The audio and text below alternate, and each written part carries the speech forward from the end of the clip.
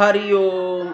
जय श्री श्याम। सभी दर्शकों को निर्जला एकादशी की हार्दिक शुभकामनाएं।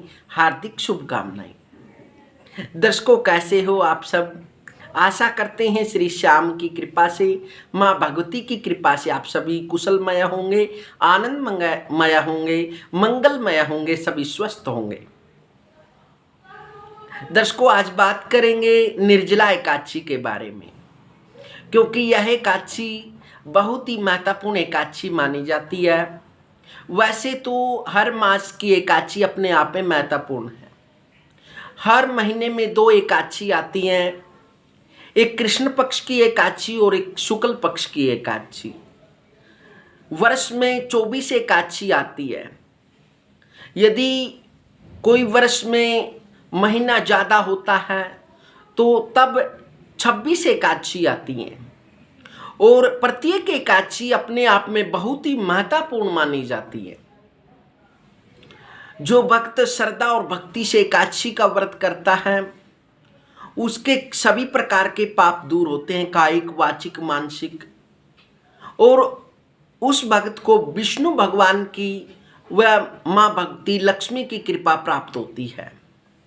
इसलिए एकादशी व्रतों का महत्व वेद और शास्त्रों और पुराणों में बहुत बड़ा महत्व माना जाता है।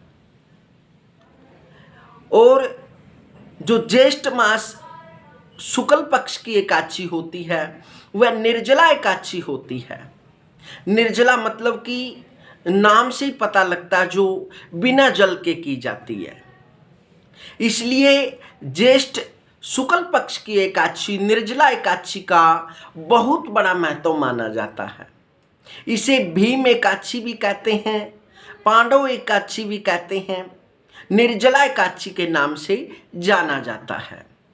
क्योंकि इस एकादशी को सबसे पहले भीम ने इस एकादशी को किया था, जब सभी पांडव वेद व्यास जी से सभी पापों को दूर करने के लिए वह स्वर्ग की प्राप्ति के लिए मार्ग खोजते हैं, पूछते हैं, तो तब वेद व्यास जी कहते हैं यदि कोई भगत प्रत्येक मास की एकादशी का व्रत नहीं कर सकता तो फिर निर्जला एकादशी जो ज्येष्ठ मास की होती है उसका व्रत करने से संपूर्ण एकादशी व्रतों के समान ही फल प्राप्त होता है।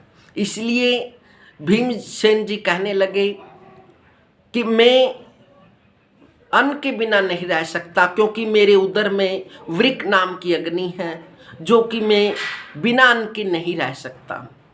तभी वेद व्यास जी ने कहा कि आप यदि प्रत्येक एकादशी का व्रत नहीं कर सकते और आप अन्न के बिना नहीं रह सकते, तो फिर आप सभी मासों में ज्येष्ठ मास की निर्जला एकादशी आती है शुक्ल पक्ष की, आप उसका व्रत करें।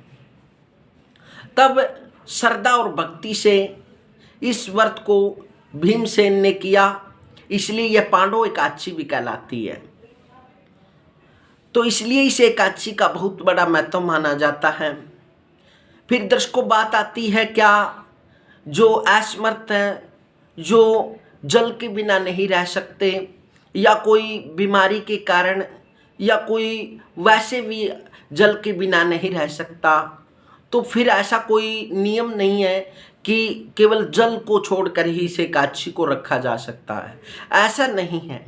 बिल्कुल श्रद्धा और भक्ति से जैसे आप प्रत्येक एकादशी रहते आ रहे हैं उसी प्रकार रखें, तो कोई दोष नहीं है। यदि कोई भक्त मानता है कि वो जल के बिना रह सकता है तो फिर उसको इस एकादशी का व्रत करना चाहिए, निर्जल रहकर करना चाहिए।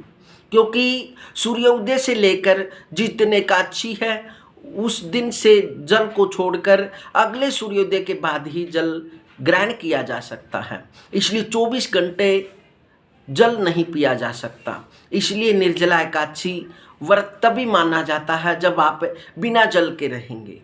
यदि जो भक्त कंटिन्यू प्रत्येक मास की एकादशी का व्रत करता आ रहा है तो वो कर सकता है, उसमें कोई संदेह नहीं है। इसलिए यदि आपने निर्जल व्रत रख भी लिया, संकल्प कर लिया है और आप बीच में जल ग्रहण कर सकते हैं तो शास्त्रों ने उसमें भी रूल बताया है। फिर आप किसी सोने, चांदी, तांबी या मिट्टी के पात्र में जल डालकर घुटने जमीन पर लगाकर दोनों हाथ लगाकर आप उस जल को ग्रहण कर सकते हैं। या फिर आप आचमन कर सकते हैं। जितनी बार आपको प्यास लगे तो फिर आप आचमन कर सकते हैं। या फिर आप मुख में जल लेकर उसको बाहर डाल सकते हैं, कुल्ला कर सकते हैं। उससे भी आपका व्रत भंग नहीं होगा।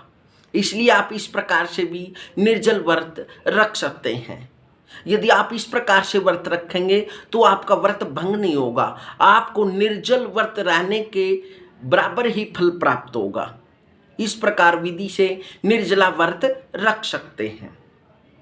तो अब बात करते हैं कि जो ज्येष्ठ मास की निर्जला एकादशी है यह कब रहने वाली है।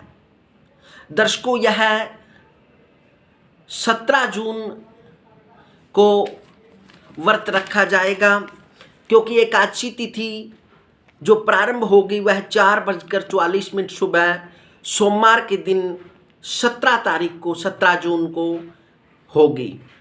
और जो एकादशी का समाप्ति काल है वह 18 जून 6:25 पर समाप्त होगा, जो कि दिन मंगलवार के दिन रहेगा।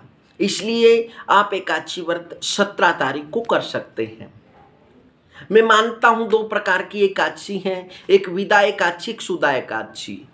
जो दशमी युक्त तिथि होती है उसे विदा एकादशी कहते हैं, और सुदा एकादशी उसे बोलते हैं जिसमें द्वादशी युक्त हो।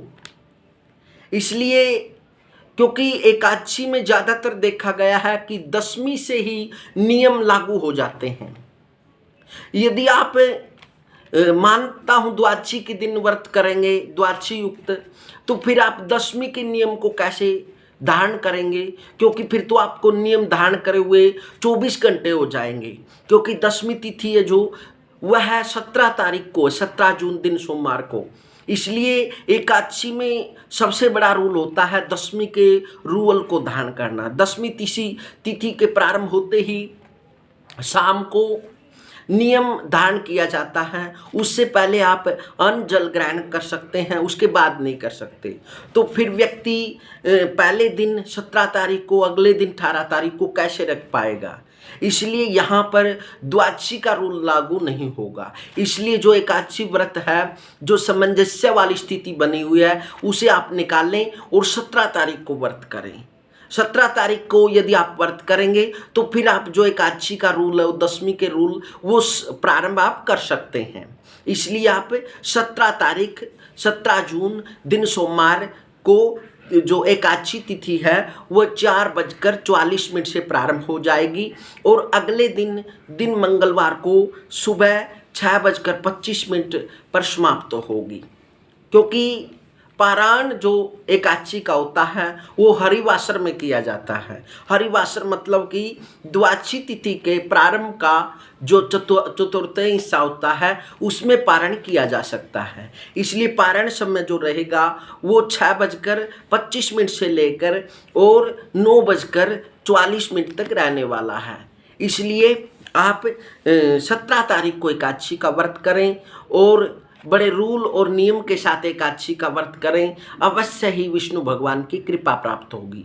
क्योंकि इस एकादशी के दिन वैसे तो निर्जल रहना रखा गया है व्रत तो, लेकिन जल, अन्न, वस्त्र और फल आदि का बहुत बड़ा महत्व माना जाता है। इस दिन फल का दान बहुत ही शुभ होता है, जल का दान भी बहुत ही शुभ होता है। इस दिन सुबह गंगा आदि में स्नान करके और गंगा की पूजा करके उसके बाद गंगा पर जो भी वहाँ पर भक्त है उनको आप श्रद्धा भक्ति से जल आदि ग्रहण करवाएं, या फिर फल का दान करें, वस्त्र आदि का दान करें। यदि आप गंगा पर नहीं जा सकते तो अपने घर में ही स्नान वाले जल में थोड़ा गंगा जल डालकर स्नान करें, और उसके बाद आप नियम पूर्वक एकादशी का व्रत करें। अवश्य विष्णु भगवान की कृपा प्राप्त होगी। फिर इसको संकल्प के साथ संकल्प लेकर व्रत करें। यदि आप निर्जल रहना चाहते हैं तो उसमें आप संकल्प निर्जल का बोलकर,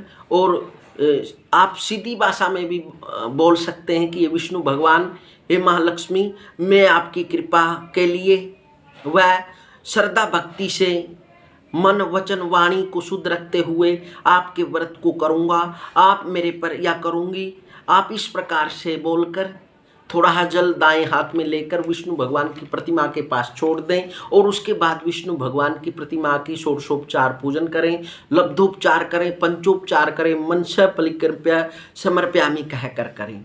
या भावना से श्रद्धा भक्ति से आप उस दिन विष्णु भगवान को पीले फल व पीले पुष्प जरूर अर्पण करें, इससे विष्णु भगवान की कृपा प्राप्त होगी। और आप विष्णु सहस्त्र नाम का पाठ करें, वह विष्णु के अनेक नामों द्वारा विष्णु भगवान को प्रसन्न करें। और फिर इस व्रत को करने के बाद अगले दिन 18 तारीख को 6:25 के बाद इस व्रत को विष्णु भगवान को समर्पित कर दें। ये अवश्य ही आप पर विष्णु भगवान की कृपा प्राप्त होगी। और यदि इस दिन आप व्रत का उद्यापन करना चाहते हैं तो वो भी आप 18 तारीख को करें। सबसे पहले आप यदि किसी विपर्जन को या स्त्री साथ में पुरुष जरूर हो, ब्राह्मण व ब्राह्मणी को दान करें, सैया दान कर सकते हैं या आप उसमें वस्त्र का दान कर सकते हैं, फल का दान कर सकते हैं, पात्र दान कर सकते हैं। जितनी भी आपकी सामर्थ्य है आप उनको भोजन करवा के वो दे सकते हैं। इससे व्रत का उद्यापन भी पूर्ण हो जाएगा। यदि कोई भगत काफ़ी समय से एकादशी का व्रत करते आ रहे हैं और इस दिन चाहते हैं कि आप व्रत का उद्यापन करें तो 17 तारीख को एकादशी के व्रत का नियम धारण करके अगले दिन व्रत का उद्यापन कर सकते हैं। हवन यज्ञ करें और हवन यज्ञ में भगवान विष्णु भगवान को भोग लगा दें, पक्की मिठाई का विष्णु भगवान को भोग लगाएं। और उसके बाद पूरी या जो भी आप सब्जी शाक आदि बनाना चाहते हैं उस श्रद्धा और भक्ति से विष्णु भगवान को यज्ञ में अर्पण करके और उसके बाद ब्राह्मणों को भोजन करा के आप इस व्रत का उद्यापन भी कर सकते हैं। दर्शकों, यह जानकारी कैसे लगी कमेंट के माध्यम से जरूर बताएं। मिलते हैं दर्शकों अगले वीडियो में, तब तक हरि ओम।